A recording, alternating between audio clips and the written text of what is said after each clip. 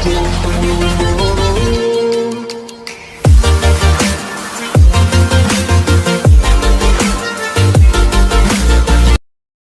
Friends, welcome back to my YouTube channel. Friends, ये आपके सामने एक डबल डोर रेफ्रिजरेटर है जो सैमसंग का है। ठीक है, इसमें जो फॉल्ट आ रहा है वो ये आ रहा है कि ये कूलिंग नहीं कर रहा है। कूलिंग क्यों नहीं कर रहा है ये आपको मैं अभी ओपन करके आपके सामने प्रैक्टिकली दिखाऊंगा कि ये कूलिंग क्यों नहीं कर रहा था और क्या रीजन है।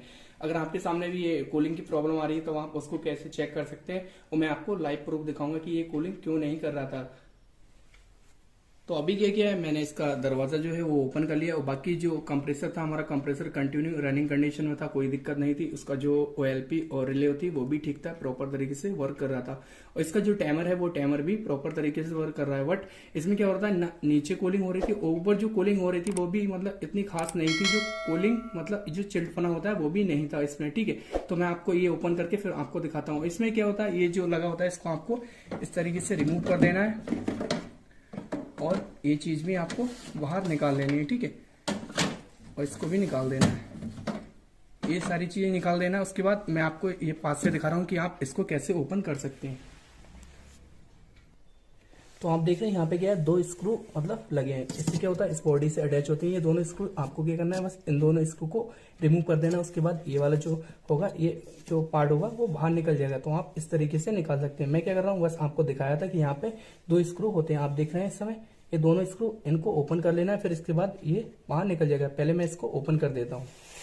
तो इसके हमने दोनों स्क्रू जो थे वो रिमूव कर दिए। उसके बाद आपको बॉडी क्या करना है, ऐसे निकाल देना और आप जब लगाएंगे तो इसी तरीके से लगा सकते हैं। ठीक है, तो इसको हमने रिमूव कर दिया। उसके बाद क्या है, यहाँ पर जो यहाँ पे आप देख रहे हैं सिंबल बना है, यहाँ पे क्या है, एक स्क्रू होता है। ठीक है, तो इसको क्या करना है, एक टेस्टर या फिर आपके पास जो मतलब पतली बारीक चीज कोई हो उससे आप इसको निकाल सकते हैं, इसकी कैप को। उसके बाद यहाँ से एक स्क्रू रिमूव करेंगे, वो आपको मैं दिखा दूंगा कि आप कैसे निकाल सकते हैं इसको।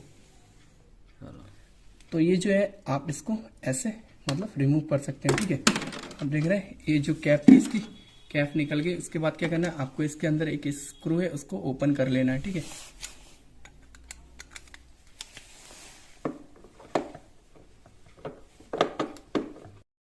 तो ये जो जैक है आप इस तरीके से निकाल सकते हैं। तो यहाँ पे जो दिक्कत थी आप देख रहे हैं, इसको हमने क्या है, रेफ्रिजरेटर को बंद करा दिया था। इसमें आइस बहुत ज्यादा थी, आप देख रहे हैं अभी भी यहाँ पर आइस है। ये जो आइस है, ये आइस क्यों थी इसका भी मैं रीजन आपको बताऊंगा। तो यहाँ से क्या है, आपको इस वाले जैक को रिमूव कर देना है। ठीक है, आप अच्छे से इसको प्रेस करेंगे, उसके बाद ये रिमूव हो जाएगा। उसके बाद ये जो जैक होता है ये हीटर का जैक होता है। नीचे जो हीटर लगा होता है, जो जब कूलिंग बहुत ज्यादा हो जाती है उसके बाद ये हीटर जो होता है वो कूलिंग को मतलब जो आइस होती है उसको मेल्ट कर देता है। ठीक है, जब यहाँ टेम्परेचर चला जाता है उसके बाद ये फिर कंप्रेसर ऑन हो जाता है। तो एक आपको हीटर कैसे चेक करते हैं ये भी मैं आपको अभी बता दूंगा। ठीक है, तो ये जो आप एक समझ रहे हैं, एक इस साइड है हीटर का और दूसरा इस साइड पॉइंट है। ठीक है, इन दोनों पॉइंट को करना है, एक इस पॉइंट पे रखना है, दूसरी उस वाले पॉइंट पे रखना है। उसके बाद क्या है, मीटर में जो क्वांटिटी की रेंज पे मीटर को सेट कर देना है। उसके बाद मीटर में एक अलार्म का साउंड आएगा। ठीक है, अगर अलार्म का साउंड आता है तो इस कंडीशन में आपका जो हीटर होता है वो एकदम प्रॉपर तरीके से वर्क करता है, हीटर एकदम ठीक होता है। ठीक है, अगर अलार्म का साउंड नहीं आता है तो उस कंडीशन में क्या होता है, आपका हीटर खराब होता है। ठीक है, खराब हो जाता है, इसी वजह से वहां पे कंटिन्यूटी का साउंड नहीं आएगा। तो आपको क्या करना है, बस इस मीटर को क्वांटिटी की रेंज पे सेट कर देना है, इस चीज का आपको ध्यान रखना है। ठीक है, उसके बाद आप हीटर क्वांटिटी की रेंज पे सेट कर देंगे, उसके बाद आप हीटर को चेक कर सकते हैं। मैं आपको मतलब पास से दिखा रहा हूँ और उसके बाद मैं इन दोनों वाले पॉइंट पे लगाता हूँ। ठीक है, आप देख रहे हैं इस समय जो हीटर है हमारा एकदम रनिंग कंडीशन में ओके है, कोई दिक्कत नहीं है, हीटर में फॉल्ट ही नहीं है। अब आपको बताता हूँ, इस जो रेफ्रिजरेटर में जो दिक्कत थी वो ये थी कि इसमें जो आइस बहुत ज्यादा हो रही थी ना, नीचे कूलिंग हो रही थी और ऊपर कूलिंग हो रही थी तो बहुत ज्यादा कम, क्योंकि इसका जो एपोरेटर था आइस से भर गया था बहुत ज्यादा। अभी भी आप देखेंगे तो ये जो आप देख रहे हैं एपोरेटर हल्की हल्की इसमें आइस है। ठीक है, और मैंने अभी आपको फैन पे भी दिखाई थी कि वहां पे भी आइस बहुत ज्यादा ठीक थी, वहां पे फैन का जो कवर था वहां पे आइस थी। तो उसमें जो दिक्कत थी वो फैन में दिक्कत थी, फैन जो था उसका रुक रहा था। ठीक है, तो उसकी बॉडी में आपको दिखाऊंगा कि फैन क्यों रुक रहा था। तो इसमें क्या होता है, इसकी बॉडी होती है, इसमें दो स्क्रू होते हैं, मैंने ओपन कर लिया। उसके बाद इसमें जो दिक्कत आई थी वो बुश की आई थी। ठीक है, इसका जो बुश था वो एकदम एक साइड से दब गया था बुश, इसी वजह से इसका जो मतलब फैन था, फैन प्रॉपर तरीके से नहीं चल रहा था, ये दिक्कत थी। तो मैं इन्हें इसका बुश निकाल दिया। उसके बाद मैंने ये बुश लिया, बुश को मतलब अच्छे से इसमें अटैच कर देना। उसके बाद जो बुश है उसको लगा देना है। ठीक है, यहाँ पर बुश को अटैच कर देना है। उसके बाद ये प्लास्टिक का जो कवर होता है इसको ठीक से फिट कर देना है। ठीक है, ये दोनों स्क्रू है, एक स्क्रू इस साइड होता है, एक इस साइड होता है, इन दोनों स्क्रू को लगा देना है। तो इन दोनों स्क्रू को आपको ओपन मतलब इसको टाइट कर देना है अच्छे से।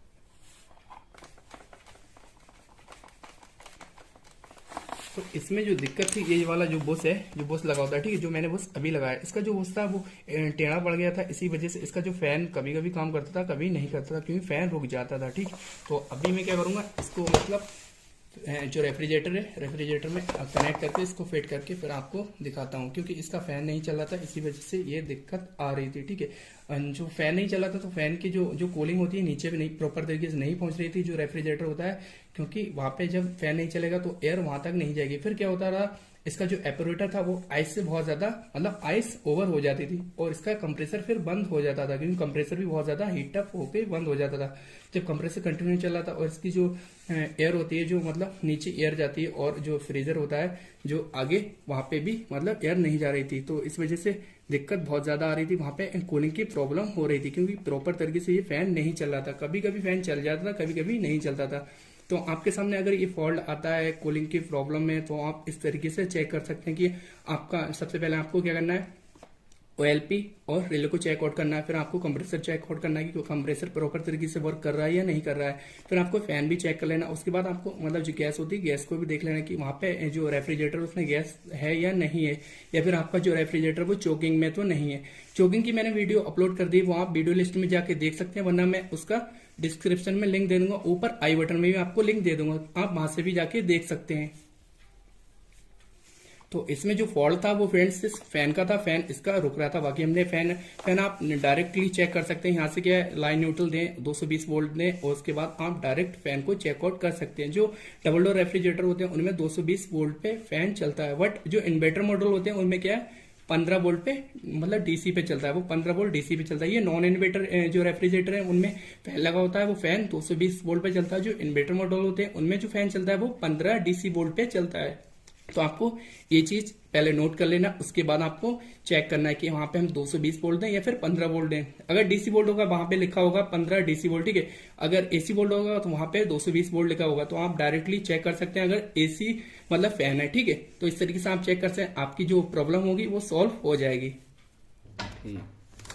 आप जो है ना इसको इस तरीके से जैक को अटैच कर सकते हैं, क्योंकि यहाँ पे क्या होता है, डबल डोर रेफ्रिजरेटर में स्पेस बहुत कम देते हैं और इसका वायर भी इतना बड़ा नहीं होता कि आप इसको मतलब सुकून से कर सकते हैं। तो इसमें थोड़ा कॉम्प्लिकेटेड होता है, बट हो जाता है। तो आप इस तरीके से इसको जैक मतलब अटैच कर सकते हैं। इसको सीधा रखें, उसके बाद इसको जैक को अटैच करते हैं। उसके बाद आपको क्या करना है, ये वाला जो मतलब आगे का पार्ट है इसको ऐसे अटैच कर देना है और आराम से आपको प्रेस करना है इसको। ये आपको लगा के उसके बाद आपको ऐसे प्रेस कर देना है, इसको थोड़ा तेज हाथ मारेंगे, उसके बाद ये जो होगा एकदम प्रॉपर तरीके से लग जाएगा। तो ये जो है इसका हमने स्क्रू मतलब इसको लगा दिया है, और इसकी जो ऊपर की कैप है वो भी लगा दी, प्लस इसका जो हमने ये वाला स्पेयर पार्ट निकाला था जहाँ पे हम मतलब आइस के लिए ट्रे रखते हैं, तो यहाँ पे दोनों स्क्रू थे, उसको मैंने अच्छे से टाइट कर दिया। इसी तरीके से आप जैसे आप ओपन करें उसी तरीके से आप अच्छे से टाइट कर सकते हैं, ठीक है। आप जो रेफ्रिजरेटर उसको हम ऑन करके दिखाते हैं और फिर आपको वीडियो आगे बताते हैं। तो अभी क्या किया, हमने इस रेफ्रिजरेटर को ऑन कर दिया और बाकी इसमें जो फैन भी है, फैन की भी हवा आ रही है और अच्छे से ये प्रॉपर तरीके से चल रहा था, क्योंकि फैन की जो दिक्कत थी, जो वो उसका टेढ़ा पड़ गया था, इसी वजह से फैन कभी चलता था फैन और रुक भी जाता था। तो जो उसकी प्रॉब्लम थी तो वो ठीक कर दी। और कभी कभी ऐसा भी होता है कि जो बॉडी होती है फैन की वो मतलब डिसबैलेंस हो जाती है, इस वजह से भी आपका फैन नहीं चलता है। तो आपको ये चीज देख लेना, और अगर आपकी फैन खराब है, फैन की बेंडिंग खराब हो जाती है, तब आप उसको रिप्लेस कर सकते हैं। तो जो प्रॉब्लम थी वो ठीक होगी, एकदम प्रॉपर तरीके से अब कूलिंग करेगा और कोई दिक्कत नहीं रहेगी। और बाकी जो रिजल्ट होगा वो मतलब आधे घंटे में पता लग जाएगा कि नीचे कूलिंग हो रही है या नहीं हो रही है, ठीक है। फिलहाल जो फैन की दिक्कत थी वो हमने ठीक कर दी। तो फ्रेंड्स, वीडियो कैसी लगी? अगर वीडियो अच्छी लगी वीडियो को लाइक कर दो, चैनल पे न्यू विजिट किया है चैनल को सब्सक्राइब कर दो। Thank you for watching.